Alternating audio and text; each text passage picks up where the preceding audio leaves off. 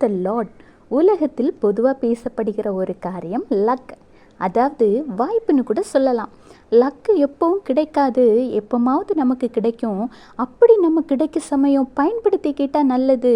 அது போன பிறகு அழுது புலம்பியும் ஒன்றும் கிடைக்க போவதில்லை அப்படின்னு சொல்லுவாங்க. அப்படி தானே? ஆனால் ஆண்டவருடைய பிள்ளைகளாகிய நமக்கு லக் அப்படின்னா அது ஆண்டவராகிய இயேசு கிறிஸ்து தான். ஆண்டவராகிய இயேசு கிறிஸ்துவை தன் சொந்த இரட்சகராக ஏற்றுக்கொண்ட ஒவ்வொரு பிள்ளைகளும் லக்கி பர்சன் தான். உலகத்தை போல ஆண்டவராகிய இயேசு கிறிஸ்து ஒரு முறை உங்களுக்கு ஒரு காரியத்தை சொல்லி நீங்கள் அந்த காரியத்துக்கு கீழ்ப்படியாவிட்டால் சரி நீ எப்படியும் போ அப்படின்னு உங்களை விட்டுட்டு போகிற தேவன் அல்ல. மீண்டும் உங்களுக்கு வாய்ப்பு தந்து உங்களை சீர்படுத்தி உங்களை சரியான பாதைக்கு அழைத்து செல்கிற ஒரே தேவன்தான் ஆண்டவராகிய இயேசு கிறிஸ்து. வேதாகமத்தில் 1 ராஜாக்கள் 19:7 எலியா தீர்க்கதரிசியிடம் கர்த்தருடைய தூதன் திரும்ப 2ஆம் தரம் வந்து அவனை தட்டி எழுப்பி, எழுந்திருந்து போஜனம் பண்ணு, நீ பண்ண வேண்டிய பிரயாணம் வெகு தூரம் என்றான்.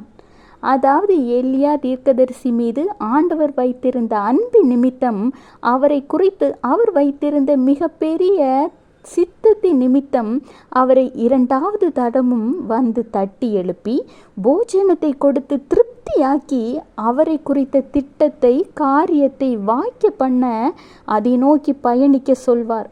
அதே தேவன்தான் இன்று உங்களோடும் பேசுகிறார். ஏற்கனவே உங்களுக்கு ஒரு சில வாய்ப்புகளை கர்த்தர் தந்தார்.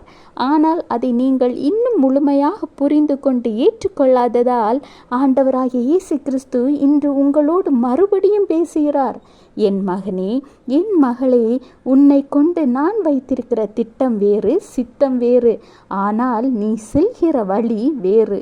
இன்றே மனம் திரும்பு, உன்னை முழுமையாக என்னிடத்தில் அர்ப்பணித்தால் நான் உன்னை கொண்டு பெரிய காரியங்களை செய்வேன் என்று ஆண்டவராகிய இயேசு கிறிஸ்து உங்களை பார்த்துதான் கேட்கிறார். ஆண்டவருடைய அழைப்பை உணர்ந்து கொள்கிற பிள்ளைகளாக மாறுங்க. உங்கள் வாழ்க்கை ஆசீர்வாதமானதாக இருக்கும். Have a blessed day. Jesus bless you.